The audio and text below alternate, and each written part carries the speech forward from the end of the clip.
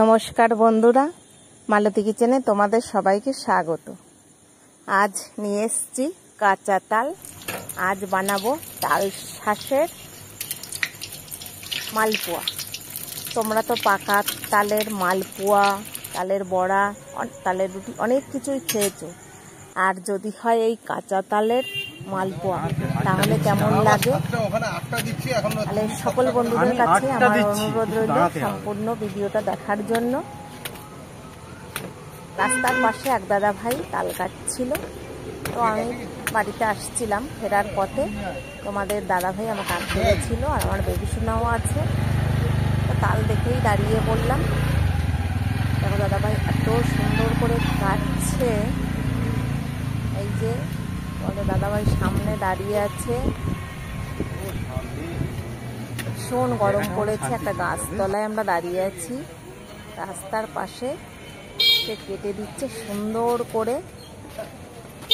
আমি হলে পারতাম না এরম করে তুলতে, হয়তো সারাদিন লেগে যেত, আর নালে হাত কেটে বসে থাকতাম। আমার বেবি সোনা গুড়গুড় করছে আইসক্রিম খাবে বলে। ইস, জল বেরিয়ে গেল গো, মধু বেরিয়ে গেল।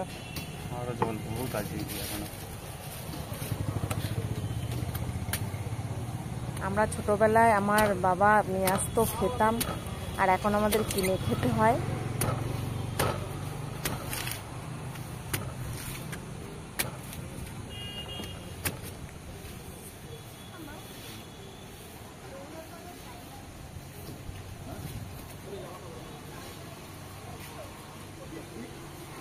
বেশ সুন্দর করে তুলছে।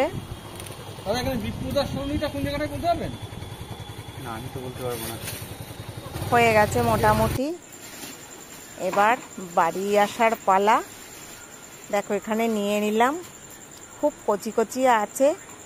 আমি পায়েস করেছিলাম, একটু শক্ত ছিল, পায়েস করার জন্য এটাই উপযুক্ত।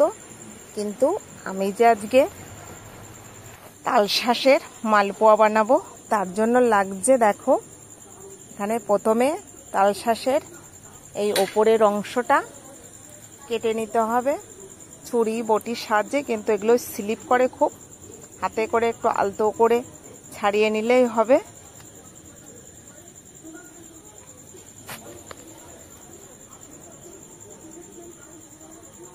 এটা ভীষণ স্লিপারি, আর একটু সময় লাগে, একটু আস্তে আস্তে করে।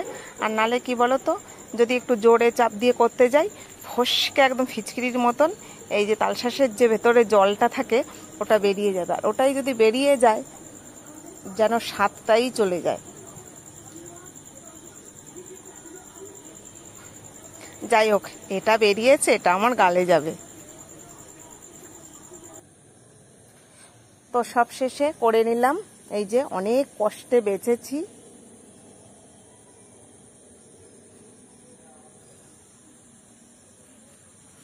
দেখো মনে হচ্ছে লিচু ছাড়িয়ে রেখেছি, খুব সুন্দর লাগছে।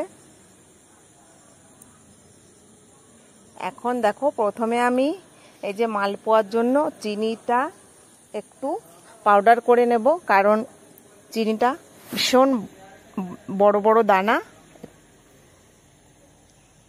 যার জন্য একটু পাউডার করে নেব।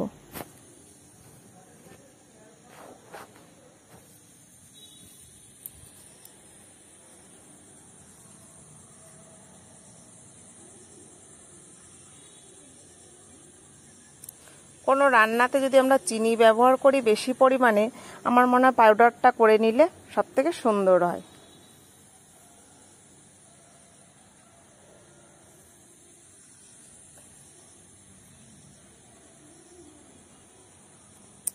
এখানে দেখো ওটস দিয়ে দিচ্ছি, কারণ 2-3 মাস হয়ে গেছে আমার বেবি সোনা খাচ্ছে না, আর ওটসটা পড়ে রয়েছে, আমারও সময় হয় না খাবার।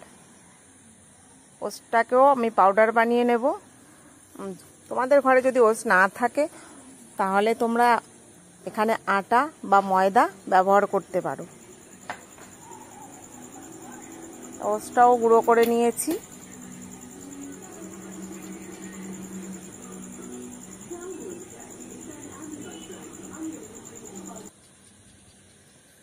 এবার তাল শাঁসটাকেও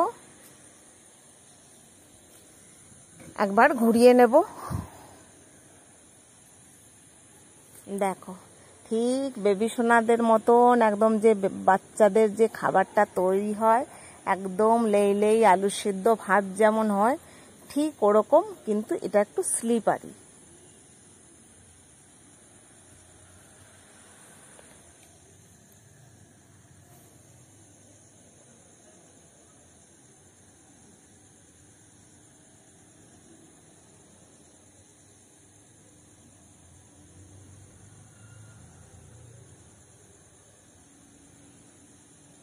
এবার বড় একটা পাত্রে আমি এখানে সুজি নিয়ে নিলাম 200 গ্রাম, কারণ আমার পরিমাণটা একটু বেশি হচ্ছে, কারণ একটা নতুন জিনিস বানাতে গেলে সবাইকে দিয়ে খেতে হয়, তাই একটু পরিমাণটা বেশি। আর তাছাড়া আমি একটু সব কিছু একটু বেশিই বানাই।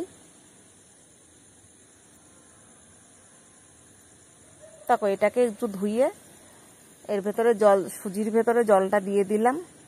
এখানে আমি জল ব্যবহার করেছি, তোমরা চাইলে এখানে দুধও ব্যবহার করতে পারো, তবে আমার মনে হলো যে দুধটা ব্যবহার করলে এই যে তালশাঁসের যে একটা গন্ধ এটা মনে হয় পাবো না।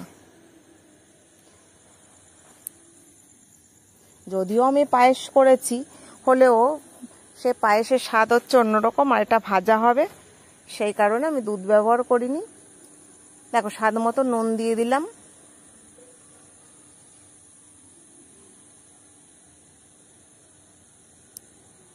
আর এখানে চিনি পাউডারটা দিয়ে দিচ্ছি।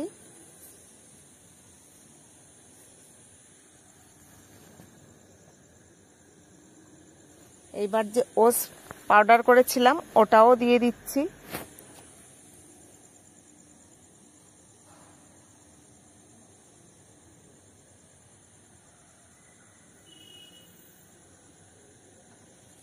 এবার তালশাঁসটাকে দিয়ে দিচ্ছি।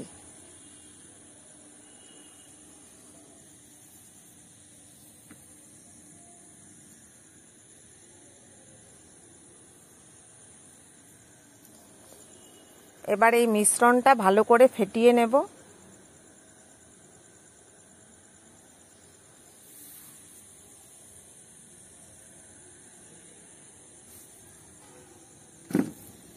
বেশ ভালো করে আমি বড় একটা চামচ নিয়ে সুন্দর করে দেখো ফেটিয়ে নিচ্ছি এখানে হাতের সাহায্যে।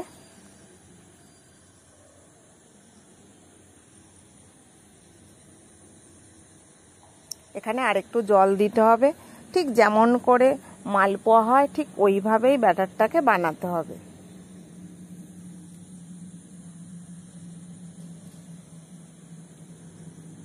দেখো একটু একটু যেন কোথাও দেখা যাচ্ছে যে কুচি কুচি একটু তালশাঁস মানে দেখা যাচ্ছে, এখানে দেখলেই বোঝা যাচ্ছে যে জল জল করছে, ওটাই হচ্ছে তালশাঁসের অংশ।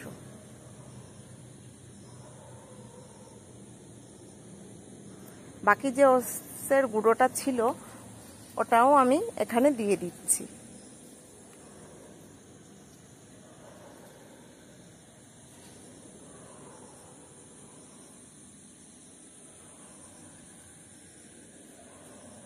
আর এখানে আমি বড় 1 চামচ এখানে ময়দা দিয়ে দিলাম। ময়দাটা দিয়ে আর একটু ফেটিয়ে নেব ভালো করে।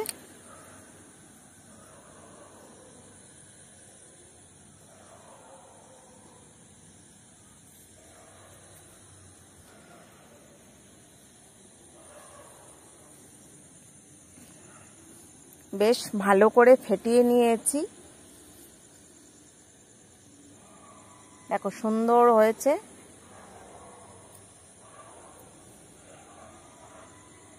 এদিকে কড়াইতে আমি তেল বসিয়ে দিচ্ছি, সাদা তেল।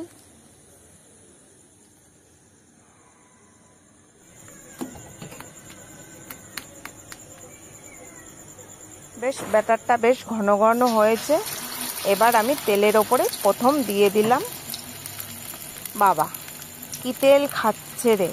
দেখো এই যখনই এই যে ভুজভুজ করতে থাকে না, তখনই বোঝা যায় যে কোনো জিনিসের যে কোনো ভাজায় যে তখন এরা তেলটা একটু বেশি টেনে নেয়।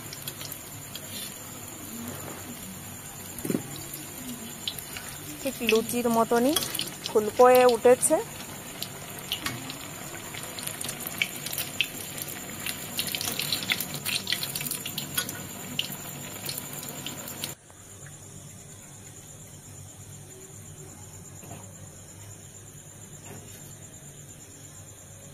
আবার দেখো একটা দিলাম। তেলটা গরম হবার পরে আর যেন এটা যেন সুন্দর হচ্ছে, কিন্তু খুব তেল খাচ্ছে।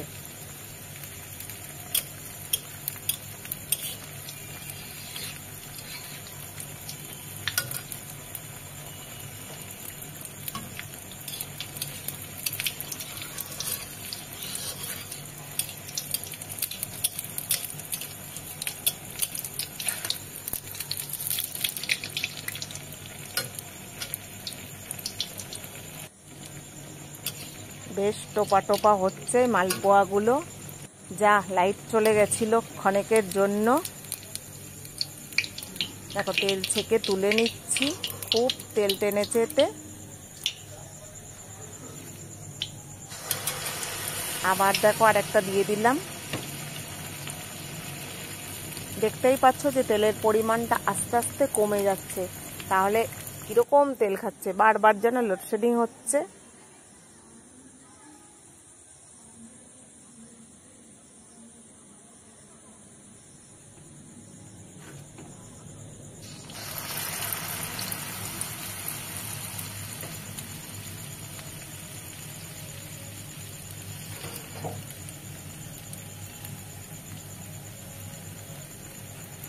মোটামুটি আমার সব ভাজা হয়ে এসছে, শেষ পর্যায়ে চলছে এখন।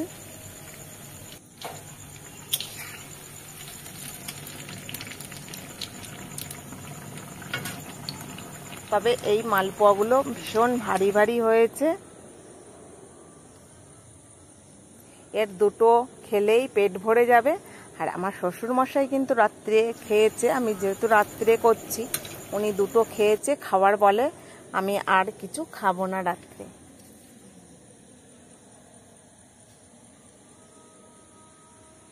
বোঝা যাচ্ছে খুব সুন্দর, কিন্তু কাঁচা তালের যে একটা গন্ধ, কিন্তু সেই ভাবটা অতটা আসছে না। কিন্তু গালে দিলে এটা মুখে পড়ছে, তখন বোঝা যাচ্ছে যে না কিছু একটা খাচ্ছি। তবে আমি জানি আমি তালশাঁসের করছি, অনেকে বুঝতেই পারবে না যে এটা তালশাঁসের মালপোয়া, এমনটাই হয়েছে। তো তোমাদের একটা দেখাচ্ছি, দেখো খুব সুন্দর নরম তুলতুলে। ভিডিওটা ভালো লাগলে লাইক কমেন্ট শেয়ার সাবস্ক্রাইব করে দিও। দেখা হবে পরের ভিডিওতে। ভালো থাকো, সুস্থ থাকো, ধন্যবাদ।